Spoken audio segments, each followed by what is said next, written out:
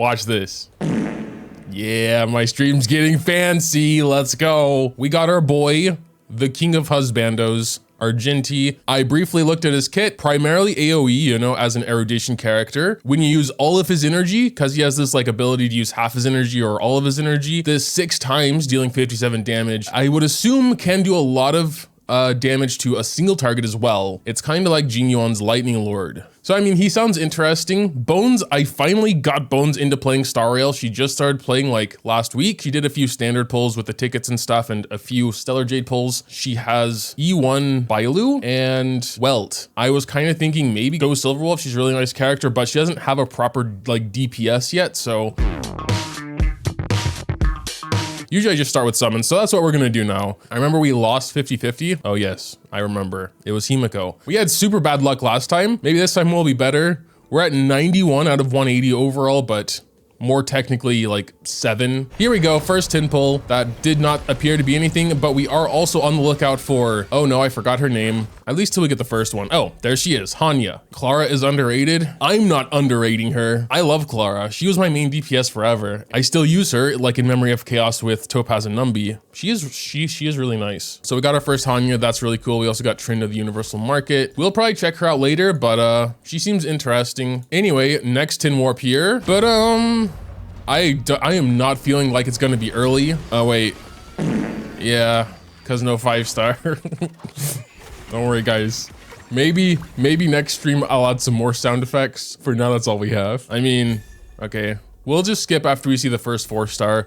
And then we'll get surprised if there's another 4-star coming up. That seems to also be nothing, which is very sad. All right, let's just click through till we see our first 4-star. We got Fine Fruit, Meshing Cogs, all the cool stuff there. Oh, all right, damn. That's not usually how this goes. Like we have to struggle a lot to get the rate up 4-star. I mean, we also have Lynx in here. Lynx is really interesting. I actually missed that. I'm not sure.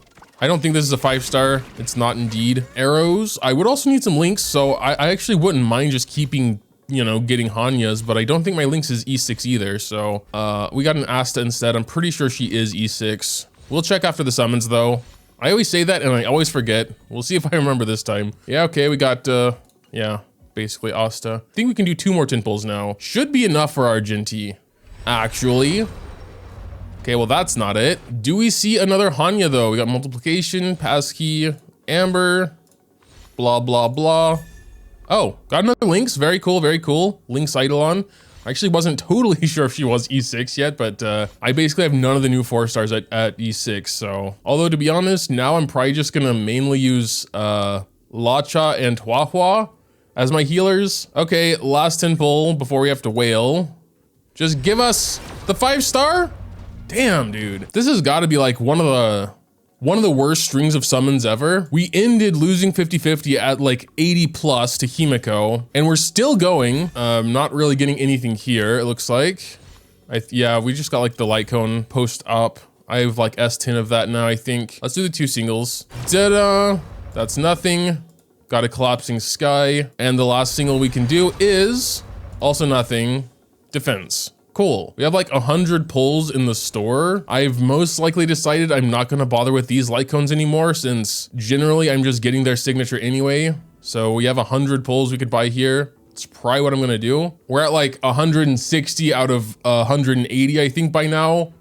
Must be. Yeah, I know Clara's light cone is good, but like the Herta 5-star isn't bad for her either. We're gonna decide later. We're gonna get 50 pulls right now.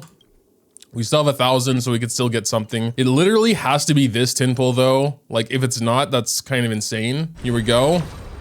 It is. You know what? I literally actually deserve a double 5-star. I'm not even joking now. Argenti's gonna be first of all. Okay, no, it's arrows. Medallion 2. Okay, a Lynx 3. Void 4.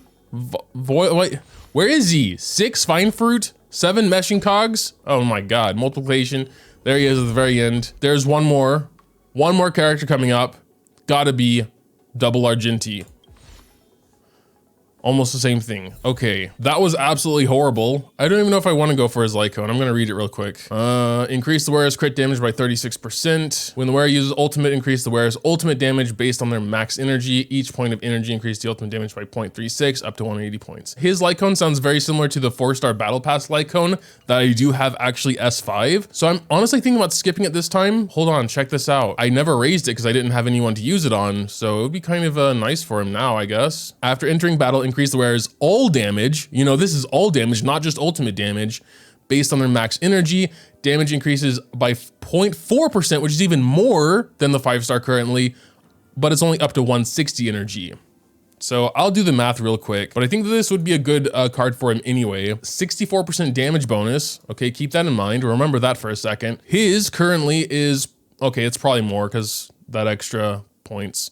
But let's see how much more. And the 36 crit damage, obviously, and the base stats, of course. But is it really that much better at S1 versus this one? Probably not. 64.8. Okay, it's literally 0.8 more damage. And actually, it's less because this is only ultimate damage. He also does damage with skill. Literally, I think my S5 Battle Pass card is better than this one, if you don't take into consideration the crit damage and the base stats. But like, passive wise, it's actually way better. I'm not even gonna go for his light cone because I have one that's almost as good. It's not very free to play, of course, because you would have needed to buy the battle pass and chosen this specific card 5 times. It was the most interesting sounding one, so I just decided to go for it, and kind of pays off now. Since that summon session was absolutely horrible, I think that is where we're gonna leave it. We will do his test run as usual though. Consume more energy to unleash strong ultimate. Yeah, that's right. He also has a passive that gives him crit rate. Should be slightly easier to build than most others. Probably gonna get a lot of shit for this, but I don't really like his design that much. I don't know. I kind of feel like they're trying a little too hard with him, like with the damn rose. He's a little too cliche for me, I guess. Like, I think Zhongli, he's like prime husbando, because he doesn't really try to be one. He's just, anyway, I mean, he is a very beautiful man, just design-wise. I don't know anything about his personality at all. I don't know. We'll figure that out later, of course. He has like probably some companion stories or whatever. Skill is just AoE damage, consuming all energy. You know, we do AoE damage and then single target damage as well.